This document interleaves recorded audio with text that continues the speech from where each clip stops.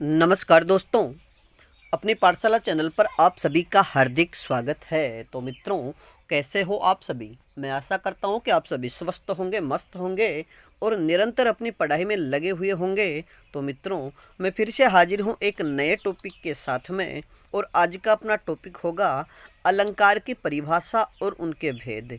यानी आज की कक्षा में हम केवल जो अलंकार है उसके विषय में विभिन्न विद्वानों द्वारा जो अलग अलग परिभाषाएं दी गई है और उन्होंने अलंकारों के कितने भेद माने हैं तथा अलंकारों के जो संख्या है उनके विषय में चर्चा करेंगे। और बाकी कक्षा में, अगली कक्षा में हम प्रत्येक अलंकार का अलग अलग से वीडियो बनाएंगे। मित्रों, शुरू करें आज की क्लास का ये पहला प्रश्न। अलंकार शब्द का शाब्दिक अर्थ क्या है? अलंकार शब्द का शाब्दिक अर्थ क्या है? तो इसका सही उत्तर होगा गहना या आभूषण। यानी अलंकार शब्द का सीधा अर्थ अलंकार या आभूषण होता है। और मित्रों, अगर विस्तृत रूप से चर्चा करें तो अलंकार दो शब्दों के योग से बना है, अलम धन कार। तो मित्रों, अलंकार शब्द, और यहाँ पर अनुस्वार संधि है। यदि मैं के बाद में कैसे लेकर मैं तक का कोई भी वर्ण आता है तो मैं अनुस्वार में बदल जाता है। तो अलम धन कार शब्दों के योग से बना है, और अलम का अर्थ है शोभा या सुंदरता तथा कार का अर्थ है करने वाला या बढ़ाने वाला। इस प्रकार अलंकार शब्द का अर्थ हुआ सुंदरता बढ़ाने वाला। यानी काव्य की सुंदरता बढ़ाने वाले जो तत्व होते हैं उसे अलंकार कहा जाता है। अब अगला प्रश्न है, अलम करोति इति अलंकार। अलम करोति इति अलंकार, अलंकार की यह परिभाषा किसने दी? यानी जो अलंकृत करता है या जो विभूषित करता है उसे अलंकार कहते हैं। तो अलम करोति इति अलंकार, अलंकार की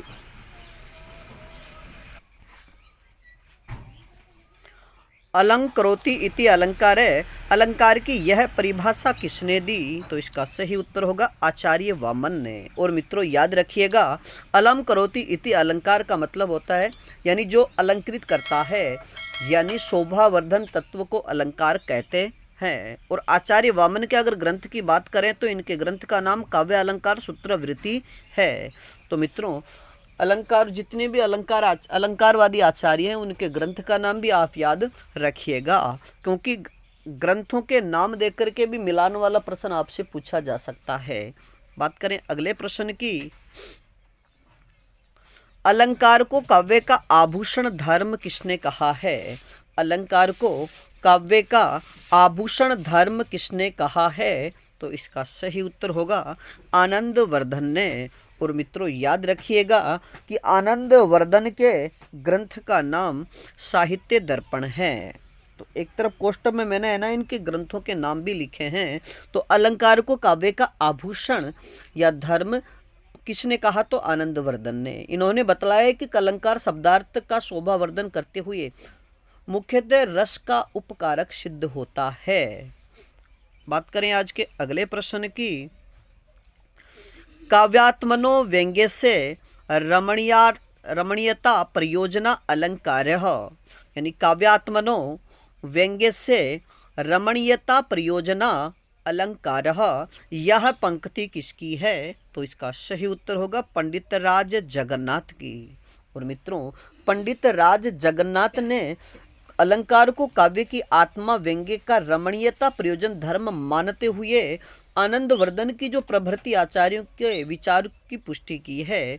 और पंडित राज जगन्नाथ के ग्रंथ की हम चर्चा करें तो रस गंगाधर, यानी इनके ग्रंथ का नाम रस गंगाधर है। अब बात करें अगले प्रश्न की। अलंकार संप्रदाय के संस्थापक या प्रवर्तक कौन माने जाते हैं? यानी अलंकार संप्रदाय के प्रवर्तक या संस्थापक कौन माने जाते हैं? तो इसका सही उत्तर होगा आचार्य भामह। और मित्रों, याद रखिएगा कि आचार्य भामह के ग्रंथ का नाम काव्यालंकार है। और इनका समय की बात करें तो इनका समय विक्रम संवत 557 ईस्वी, यानी विक्रम संवत 557 से लेकर के 677 तक इनका समय रहा है। अब बात करें आज के अगले प्रश्न की। अलंकार को काव्य की आत्मा किसने माना है? अलंकार को काव्य की आत्मा किसने माना है? तो इसका सही उत्तर होगा आचार्य भामह ने। यानी आचार्य भामह ने अलंकार को काव्य की आत्मा कहा है। और मित्रों, यानी अलंकार संप्रदाय के प्रवर्तक तो यह ही, और आचार्य भामह द्वारा निरूपित अलंकारों की अगर संख्या की बात करें तो इन्होंने 38 अलंकार माने हैं, जिसमें 2 शब्दालंकार, अनुप्रास और यमक माने हैं। और मित्रों याद रखिएगा कि काव्यालंकार यानी आचार्य भामह का जो ग्रंथ है काव्यालंकार, यह ग्रंथ 6 परिच्छेदों में विभक्त है और इसके द्वितीय और तृतीय परिच्छेदों में अलंकारों का विवेचन किया गया है। यानी आचार्य भामह के ग्रंथ का नाम काव्यालंकार है और काव्यालंकार 6 परिच्छेदों में है, तो इसका द्वितीय और तृतीय जो परिच्छेद है इसमें अलंकारों का प्रयोग किया गया है। अब बात करें आज के अगले प्रश्न की। सरस्वती कंठाभरण तथा श्रृंगार प्रकाश नामक 2 काव्य शास्त्रीय ग्रंथ किसके हैं? सरस्वती कंठाभरण तथा श्रृंगार प्रकाश नामक 2 काव्य शास्त्रीय ग्रंथ किसके हैं? तो इसका सही उत्तर होगा आचार्य भोज के। यानी आचार्य भोज के अगर ग्रंथों की हम बात करें तो आचार्य भोज का जो ग्रंथ है, एक का नाम है सरस्वती कंठाभरण तो दूसरे ग्रंथ का नाम है श्रृंगार प्रकाश। और मित्रों ये धारा नरेश भोज ने सरस्वती कंठाभरण और इन 2 ग्रंथों की रचना की है। अगर सरस्वती कंठाभरण में हम परिच्छेदों की बात करें तो इसमें 5 परिच्छेद है और सबसे महत्वपूर्ण बात कि आचार्य भोज ने अलंकारों की संख्या 72 मानी है। अब बात करें आज के अगले प्रश्न की।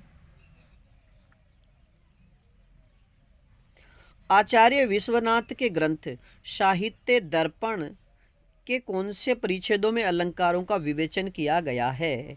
आचार्य विश्वनाथ के ग्रंथ साहित्य दर्पण के कौन से परिच्छेदों में अलंकारों का विवेचन किया गया है? यानी आचार्य, देखो सबसे पहला प्रश्न तो ये बनेगा कि साहित्य दर्पण के रचयिता कौन है? तो इसका सही उत्तर होगा आचार्य विश्वनाथ। और आचार्य विश्वनाथ का जो ग्रंथ है साहित्य दर्पण, इसके कौन से परिच्छेद में अलंकारों का प्रयोग विवेचन किया गया है? सीधी सी बात, तो हम इसका सही उत्तर होगा 10वें परिच्छेद में। मित्रों यानी आचार्य विश्वनाथ का जो काव्य शास्त्रीय ग्रंथ है साहित्य दर्पण, ये बहुत ही लोकप्रिय ग्रंथ है और इसमें 10 अंग हैं और 10वें परिच्छेद में ही इन्होंने अलंकारों का प्रयोग किया है। और विश्वनाथ ने 2 नए अलंकारों का प्रयोग भी किया है। तो एक तो अलंकार है निश्चय, दूसरा है अनुकूल। और मित्रों अगर आचार्य विश्वनाथ द्वारा दिए गए अलंकारों की संख्या की बात करें तो इन्होंने 86 अलंकार माने हैं। अगला प्रश्न, आचार्य भरत मुनि ने अपने ग्रंथ नाट्य शास्त्र के कौन से अध्याय में अलंकारों का विवेचन किया है?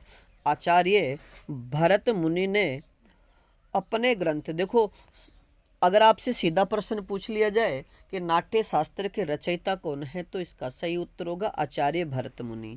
और आचार्य भरत मुनि का जो ग्रंथ है उस ग्रंथ में अगर आपसे पूछ लिया जाए कि कौन से अध्याय में अलंकारों का प्रयोग किया गया है तो इसका सही उत्तर होगा 16वें अध्याय में। और मित्रों आचार्य भरत वर्णित अलंकारों में 3 अर्थालंकार एवं यमक नामक एक शब्दालंकार का कथन भी है।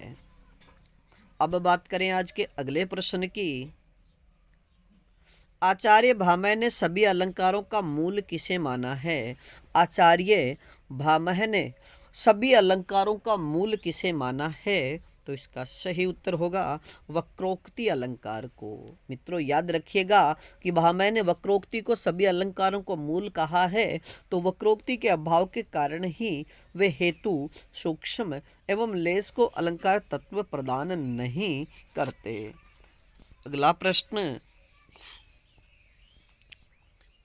काव्य शोभा करान धर्मान अलंकार प्रचक्षते। यानी काव्य शोभा करान धर्मान अलंकार प्रचक्षते, यानी काव्य के शोभा कारक धर्म अलंकार है। अलंकार की यह परिभाषा किसने दी? तो इसका सही उत्तर होगा आचार्य दंडी ने। और मित्रों याद रखिएगा कि आचार्य दंडी का जो ग्रंथ है उसके ग्रंथ का नाम काव्यादर्श है। यानी आपसे सीधा प्रश्न पूछ लिया जाए कि काव्यादर्श ग्रंथ के रचयिता कौन है, तो आचार्य दंडी। और मित्रों याद रखिएगा कि काव्यादर्श जो ग्रंथ है ये 3 परिच्छेदों में विभक्त है। इसका द्वितीय और तृतीय परिच्छेदों में अलंकारों का विवेचन किया गया है और इन्होंने अनुप्रास, यमक और चित्र प्रहेलिका, यानी आचार्य दंडी ने अनुप्रास, यमक, चित्र और प्रहेलिका नामक 4 शब्दालंकारों और 35 अर्थालंकारों का वर्णन किया है। अब बात करें आज के अगले प्रश्न की। और अगला प्रश्न कि विभिन्न विद्वानों द्वारा बताई गई अलंकारों की संख्या निम्न प्रकार है। यानी जितने भी अलंकारवादी आचार्य हुए उनके द्वारा अलंकारों की जो संख्या बताई गई है उनसे संबंधित प्रश्न भी आपसे पूछा जा सकता है।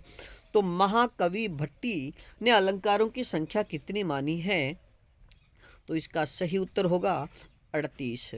अगला प्रश्न आचार्य दंडी के अनुसार अलंकारों की संख्या कितनी है, तो इसका सही उत्तर होगा 39। अगला प्रश्न आचार्य उद्भट ने अलंकारों की संख्या कितनी मानी है, तो इसका सही उत्तर होगा 41। अगला प्रश्न आचार्य वामन ने अलंकारों की संख्या कितनी मानी है, तो इसका सही उत्तर होगा 32। अगले प्रश्न की बात करें तो आचार्य रुद्रट ने अलंकारों की संख्या कितनी मानी है, तो इसका सही उत्तर होगा 62। और आचार्य कुंतक यानी आचार्य कुंतक की बात करें तो आचार्य कुंतक ने अलंकारों की संख्या 20 मानी है। अगला प्रश्न आचार्य भोज की बात करें तो आचार्य भोज ने कुल अलंकारों की संख्या 72 मानी है। और वहीं अगर हम आचार्य मम्मट की बात करें तो आचार्य मम्मट ने कुल अलंकार 68 माने हैं। और मित्रों आचार्य जयदेव की अगर बात की जाए कि आचार्य जयदेव ने अलंकारों की संख्या कितनी मानी है, तो इसका सही उत्तर होगा 87। और मित्रों आचार्य विश्वनाथ ने या आचार्य विश्वनाथ के अनुसार अगर हम चर्चा करें तो आचार्य विश्वनाथ ने अलंकारों की कुल संख्या 86 मानी है। और अगला प्रश्न आचार्य अप्पय दीक्षित यानी अप्पय दीक्षित के अनुसार अलंकारों की संख्या कितनी है, तो इसका सही उत्तर होगा 125। मित्रों याद रखिएगा कि सबसे ज़्यादा अलंकारों की संख्या मानने वाले आचार्य की बात की जाए तो अप्पय दीक्षित है।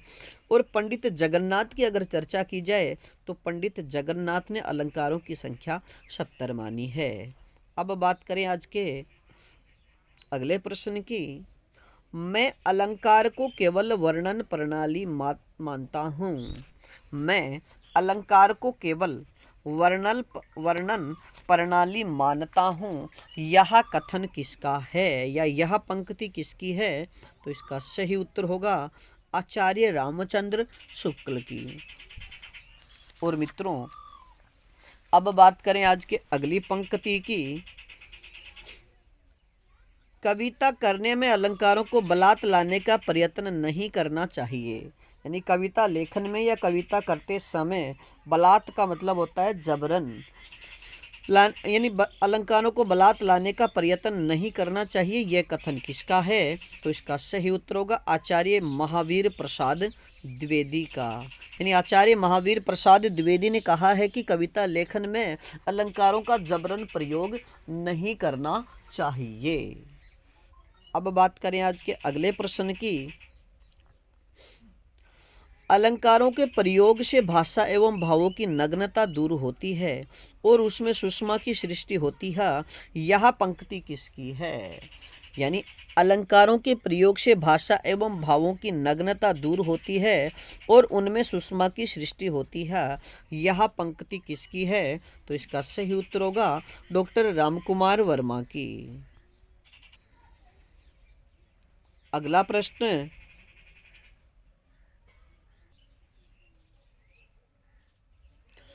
अलंकार केवल वाणी की सजावट के लिए ही नहीं, वे काव्य की अभिव्यक्ति के विशेष द्वार है। यह पंक्ति किसकी है? यानी अलंकार केवल वाणी की सजावट के लिए ही नहीं, वे काव्य की अभिव्यक्ति की विशेष द्वार है। यह पंक्ति किसकी है? तो इसका सही उत्तर होगा सुमित्रा नंदन पंत की। अगला प्रश्न, मन के उद्गार के साथ वाणी की अनिवार्यता, यानी मन के उद्गार के साथ वाणी अनिवार्यतः उच्छ्वसित हो जाती है। वाणी का यह उच्छ्वास उक्ति वैचित्र्य, यह पंक्ति किसकी है? तो इसका सही उत्तर होगा डॉक्टर नगेंद्र की। और मित्रों, डॉक्टर नगेंद्र की यह पंक्ति रीति काव्य की भूमिका, उन्होंने उनके द्वारा लिखित ग्रंथ रीति काव्य की भूमिका में ये बात कही गई है। और अब मित्रों बात करें आज के अगले प्रश्न की, यानी आपको अलंकारों की परिभाषा दे दी गई है और अलंकारों के विषय में आपको छोटा सा जो भी वर्णन बन सका वो भी दिया गया है। और डॉक्टर जैसे श्याम सुंदर दास के विषय में बात की जाए कि जिस प्रकार आभूषण शरीर की शोभा बढ़ाते हैं, उसी प्रकार अलंकार भाषा की सौंदर्य वृद्धि करते हैं और उसके उत्कर्ष को बढ़ाते हैं, रस भाव और आनंद को उत्तेजित करते हैं। ये परिभाषा किसने दी? तो डॉक्टर श्याम सुंदर दास ने। अगर अब हम अलंकारों के कितने भेद माने गए हैं? तो इसका सही उत्तर होगा 3 भेद, यानी अलंकारों के 3 भेद माने गए हैं। और मित्रों 3 भेद कौन कौन से? शब्दालंकार, अर्थालंकार और उभयालंकार। जहाँ काव्य की सुंदरता शब्द पर आधारित हो उसे शब्दालंकार, और जहाँ काव्य या कविता की सुंदरता अर्थ पर आधारित हो उसे अर्थालंकार, और जहाँ पर काव्य की सुंदरता शब्द और अर्थ दोनों पर आधारित हो वहाँ पर उभयालंकार होता है। अब हम बात करें शब्दालंकार की, कि जहाँ चमत्कार शब्द आश्रित हो, यानी शब्द पर आधारित हो, अर्थात शब्द विशेष के रहने पर किसी अलंकार विशेष का चमत्कार बना रहे और शब्द न रहने पर उस अलंकार का अस्तित्व नष्ट हो जाए, तो वहाँ पर शब्दालंकार होता है। और जैसे अनुप्रास, यमक, श्लेष, वक्रोक्ति, ये शब्दालंकार हैं। और मित्रों अब अर्थालंकार की हम बात करें तो अर्थालंकार जहाँ पर काव्य की सुंदरता अर्थ पर आधारित हो, यानी जहाँ काव्य के अर्थ में चमत्कार पाया जाता है, यदि किसी शब्द के स्थान पर उसका पर्याय शब्द रख दिया जाए तब भी चमत्कार बना रहे, तो वहाँ पर अर्थालंकार होता है। जैसे उपमा, उत्प्रेक्षा, रूपक, समासोक्ति और अन्योक्ति, ये अर्थालंकार के भेद हैं। बात करें आज के अगले और इस कक्षा का ये अंतिम प्रश्न, उभयालंकार, यानी जहाँ काव्य में शब्द और अर्थ दोनों के आधार पर चमत्कार उपस्थित हो उसे उभयालंकार कहते हैं। यानी जहाँ पर काव्य में शब्द और अर्थ दोनों के आधार पर चमत्कार उपस्थित होता हो वहाँ उभयालंकार होता है। और मित्रों संसृष्टि और संकर, यह उभयालंकार के भेद हैं। तो मित्रों आज के लिए इतना ही, बाकी फिर मिलेंगे एक नए टॉपिक के साथ में। और अगला हमारा जो टॉपिक होगा हम पढ़ेंगे यमक और उपमा अलंकार के विषय में, यानी हमारी एक क्लास यमक अलंकार को और श्लेष अलंकार और उपमा अलंकार इन्हीं को लेकर के होगी। तब तक आप अपने अध्ययन में जुटे रहिएगा। और हमारे चैनल पर नए हो, यानी अपनी पाठशाला बाय BN सर चैनल पर नए हो, तो हमारे चैनल को लाइक, सब्सक्राइब और अपने मित्रों तक शेयर जरूर कीजिएगा। धन्यवाद।